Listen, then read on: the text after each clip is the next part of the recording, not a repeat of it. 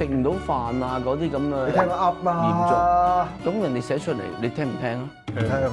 咦咁點咧？一個聽一個唔聽。喺 Secret 嗰度開一個 Metata 其實。係啊，其實真係喎。咁我哋咪冇得做咯。識玩係都可以玩一陣嘅。冇啊，人哋唔跟會玩啊。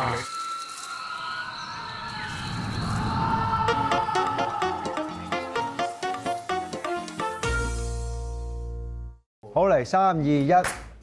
又嚟到新一集嘅 Secret 啦，靚聲皇后請開始。 Hello 你好啊，第一個係渣男啊，希望三叔可以鬧醒我同埋指點又我。係呢啲。嗱，你個簡單背景先，我28歲，同女朋友拍咗拖幾年啦。之前呢，因為醉同人 one night stand， 因為罪疚感同埋內疚感，我就主動坦白啦，然後女朋友原諒咗我。然而最近我又一次酒後同埋朋友 one night stand， 醒來之後感覺到一樣嘅內疚同埋罪惡感。我知道呢次如果坦白會失去佢，我意識到咧原來自己真係好中意佢，唔想睇到佢受傷。我覺得你中意 one night stand 多啲喎。睇埋先啦，唔好嘈啦。嗱，跟住仲要有埋我係鬧。真心想改過，決定戒酒同埋斷絕所有女性朋友嘅聯繫，用一生去贖罪。而家喺鏡入邊見到自己都覺得陌生同嘔心。食屎啊你去！點解會做得出啲咁嘅嘢？幾日之後咧，我嘅罪惡感減少咗啦，咁我就覺得自己更加嘔心。我唔知道點先可以原諒到自己，面對女朋友時又害怕講咗真相。我真係唔想失去佢啊！係。我唔知道自己有冇資格做翻一個好人，係咪冇資格再繼續愛同守護佢？呢啲都係我應得嘅報應。我一直都食唔落飯，每一晚都發噩夢，可能會染上性病，傳染俾女朋友。驗一驗啊！咁個 ChatGPT 寫㗎邊？我個心真係好亂啊！但係咧，我只係想改過同埋唔想失去佢。求三叔大力啲都醒我，同點醒我呢個撲街渣男。佢撲街嗰個佢又唔得唔係啊，唔係打撲街添啊，佢打撲街渣男啊！ OK，搏街渣。撲街係喎，撲喎，撲街。冇嘢好鬧喎。食唔到飯啊嗰啲咁嘅。你聽我噏啦。嚴重。咁人哋寫出嚟，你聽唔聽啊？聽下。咦咁點咧？一個聽一個唔聽。咁你向呢邊講啦。誇張手法啫，食唔到飯食麵咯，食唔到麵食粥咯。因為嗱，情緒點樣去 tolerate 嘅情緒咧，人人嘅 level 都唔同。當你呢個罪疚感係真係好嚴重、好嚴重嘅，去到咁嘅話咧，你就去揾 counselor 傾下。黐線！亦都唔係揾女朋友去坦白嗰啲就搞得掂嘅嘢嚟嘅，OK？佢如果真係咁罪疚嘅，就唔會一而再啦，你明唔明啊？咁你當佢佢嗰個乜差嘢罪疚感唔係，跟住3次之後改，啊3次之後改㗎嘛。佢而家2次啫，兩次啫嘛。咁玩多幾次先咯。咪就係咯。嗱，坐定定聽住啊！做乜要改啊？你係咁嘅人嚟㗎嘛？你做乜改變自己啊？你咪擒七打八咯！你而家出邊溝多啲女，越搞多啲女嗰陣時候，你越愛而家呢條女㗎。你試下你同佢分咗手嘅時候，你又唔想搞出邊啲女㗎啦。係因為呢個好穩定啦，所以你四圍玩嗰啲嘢，同埋你知道呢個女人一定會原諒你啊！你試下你第一次一偷食完之後，個女即刻同你分手啊！你以後都唔夠膽啊！不如繼續去啦，去到領嘢為止啦，食得一件得一件啦，跟住就坐監㗎啦，應該。我當你係想改過自身咁睇呢件事啦，揾 counselor 傾下咯。係。慳翻啲錢啦，留翻錢溝女啦，爆房啦，分埋手順便。分唔到嘅喎，佢就係、哎呀又做錯事啦咁樣，我點解會咁㗎？好愛你啊！咁你我就係唔想去玩呢個 game 啊嘛。最衰係個女朋友原諒佢。但係我覺得佢去嗰啲揾啲專業人士咧冇用嘅，佢都係你唔好冇用住先，你有病咧睇下醫生先，醫生未必幫到你，咁睇一睇先咯。如果你咁樣講完之後，佢更加 depressed 咁點啊？你應該盡量幫人啊嘛。我幫緊你㗎，我叫你唔好改啊。睇醫生未必一定幫到㗎。佢要求但係鬧醒佢啊嘛。我覺得佢而家又幫緊佢㗎識得為自己戒酒啊，成佢係有心嘅。我梗話自己戒酒啦，睇下我飲到。係，即係唔使傾啦，你都四圍嚼㗎啦，有冇扮情深咁啦？人哋依家想改過自身啊嘛，坐個監啊，唔可以出嚟更生人事嘅咩？但係坐監嗰時不定犯緊法喎。出到嚟嗰陣，我想改過自身，俾個機會人得唔得唔先㗎？好。淫棍想改過自身，唯一方法係切斷子孫根。跟住係 Kelly 啊，我今年30歲，同老公 long 啲嘅，幾年冇見，一直都好信任佢，自問都係賢妻良母啊。但係2個月前呢，就知道佢出咗軌，喺我好傷心嘅時候呢，我個女嘅教練呢，就開始日日 WhatsApp 我啦。我知道咧佢本人都係有家室同埋有仔女嘅，由曖昧出街食飯，帶我同佢啲 friend 食飯去酒吧，到最近上咗1次床。咁啊上床之後呢，佢嘅曖昧信息態度即刻降溫，而家好似只係拖住聯絡我咁。雖然我一直清楚我哋嘅關係，亦都知佢擺明唔係第一次咁玩，都唔會係最後一次，擺到明佢就係渣男，所以我都有保持理性，但係我冇諗過咁快就完咗個關係。你知道咩叫 ONS 個？嗰個遊戲叫做 One Night Stand 咧，就係叫 One Night Stand。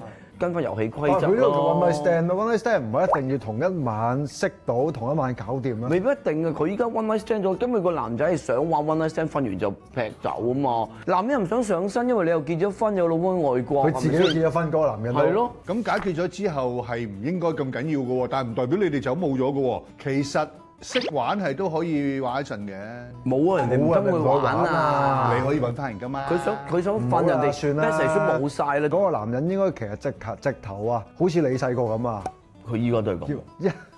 講細個係細個啦，你又話依家，我意思好難講落去㗎嘛。你未老啫嘛佢可能話係性無能啊，大佬好似你細個咁，唔係話好威啊。好似你細個咁啊，一搞完即刻問架巴士喺邊度搭嗰啲啊。搞緊嘛。喂巴士嘅點收啊？佢而家咁樣求其 hea 多你兩句咧，係禮貌嚟嘅啫。根本佢已經想問㗎啦。又或者佢另一個考慮就係咩咧？唔想你 cut 咗你個女嗰啲堂啊。外國生活始終艱難係嘛？你開咗呢個 file 之後咧，你陸續會有其他咁玩下㗎啦。係啊，你可能個過程裏邊嘅你又表現又唔同啲嘅，就要嚟 keep 下一次咁樣。你好多嘢你唔同㗎啦。咁即係你開咗天眼㗎啦，而家嚇重新嚟過啦。個遊戲叫做 One Night Stand，你嘅生命唔好再 spend。跟住係困獸啊！我結咗婚18年，有2個小朋友。我有一個只係願意 stage 1嘅老婆，攬同埋錫都係要求先會有，但係都係蜻蜓點水。做愛更加可免則免，所以成日都嘈啊！最後就算達成協議，1個禮拜1次，但係都有 N 個藉口推開我。如果我想堅持嘅話咧，就會怪翻我轉頭，話我逼佢唔理佢需要。明明係佢甩底啊，但係錯嘅就係我。就算因為咁冷戰1個月，都唔會嚟氹翻我。我有咩出路呢？性生活不協調呢揾上一封信嗰個嚟解決咯。事主都係一個 cancel 即係喺 Secret 嗰度開一個 Mitaka 其實係啊，其實真係喎。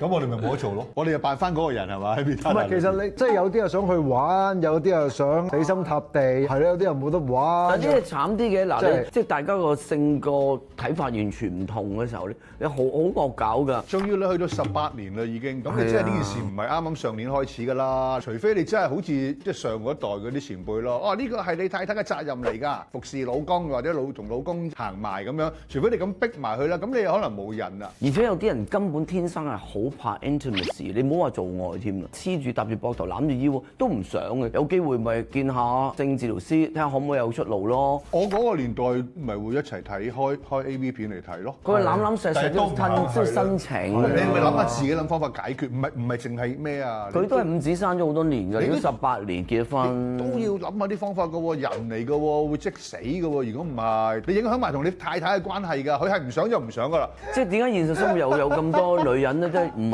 好介意個老公出去玩乜都得，你 set 翻屋企就得，就某程度上咁意思。好恐怖㗎！你知唔知咧？你解決唔到嗰啲性需要咧，佢會變成暴力㗎。暴力可能係語言暴力㗎。你講個説話難聽啲嘅，真係。所以佢成日打我嘅。我冇啊！我真啊咁㗎。既然冇得搞老婆，你就要喺出邊揾嘢。好，跟住係魚蛋啊！我發現男朋友有一個朋友行為奇怪，成日單獨 send 啲色情片，似係素人啊、part-time girlfriend 嗰啲俾我男朋友啦。然之後就討論女仔啲紋身好唔好，仲叫我男朋友去叫雞添。咁我就記住咗呢個人啦，覺得佢上一封，覺得佢唔係個好人啊。過咗1年幾咧，我哋忍唔住睇我男朋友個電話啦，係我衰。然之後咧就發現佢相簿入邊咧有個陌生女仔嘅全身相，着住短裙啊、短褲嗰啲，只係見到有幾張啦。咁佢係咪 back up 咗就唔知啦。而且發現呢個朋友在內嘅幾個色情群組咧，入邊有啲對話咧已經 delete 咗嘅，有啲好零零星星嘅相啊、片啊、對話咁樣。咁喺其中一個 group 入邊咧，佢呢個朋友就表示曾經去揾 part-time girlfriend 叫雞等等，而另一個朋友咧亦都表示打算喺女朋友唔知情嘅情況之下落藥啊，因為佢女朋友唔肯俾佢，仲係處女。咁而我男朋友嘅回應係處就落足心機氹啦，佢唔會主動俾你食㗎，你又冇得逼，只可以氹。咁我懷疑佢係咪真係有參與過呢啲行為？嗱，佢哋3個嗰個 group 入邊咧 share 一條專講中學做 part-time girlfriend 嘅 link， 咁然之後叫雞嗰個咧就話 when call， 落藥嗰個咧就話咩 when call 幾時打？即係總之有3個人啦喺個 group 入邊。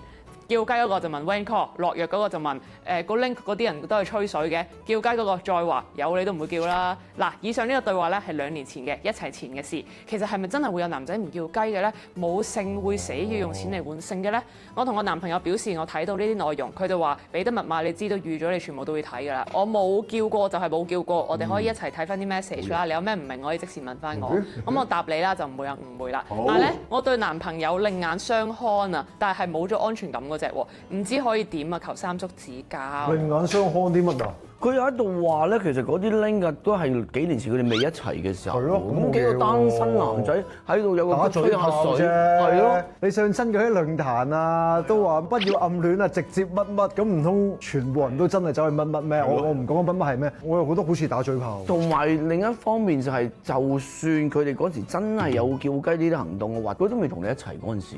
係咯，係咯。咁啊落藥嗰個就嗰個人嘅人格問題啦，就唔係男朋友嘅，所以呢個唔傾。冇錯，亦都唔知咪真係有落到添啦。可能都係吹水咯。而你睇好睇佢嗰啲嘢就唔係一個問題嚟㗎，佢就係預咗俾你睇，所以知道你會睇完之後呢個反應咯。喂，等於有陣時我哋男人聽你哋女人咧喺度八卦啲是非嘅，都會搞錯咁講埋啲咁嘅嘢嘅你，唔係啊嘛？嗰個姊妹你話佢臭乜，即係都會咁樣聽見啲説話。又或者談論啲老公嘅 size 大細啊，諸如此類嗰啲嘢。真係廢啊咁樣。咁何況你睇個男人嘅世界，但係如果個男人真係做衰嘢嘅，佢唔會留底喺度俾自己都唔想見翻啊嗰個底係。你睇我預咗你咁睇㗎啦。就算嗰啲人唔係吹水，係行動過，都話啦，都唔關你事。拍拖前係都唔關你事。我覺得呢啲男人先有安全感。嗱，落藥就有問題嘅，係唔係你男朋友，所以嗰個唔傾。但係你話咩叫雞嗰啲，係啊，以前嘅事，佢都話佢冇喎，你又好難話。叫雞嗰個話咩？有你都唔會叫啦。你不如信任下佢啦。信任嘅意思係佢係一個咁嘅人啊，佢未必係會去做呢啲嘢，但係會講呢啲嘢啊。你信佢咯，你唔信你點行落去咧？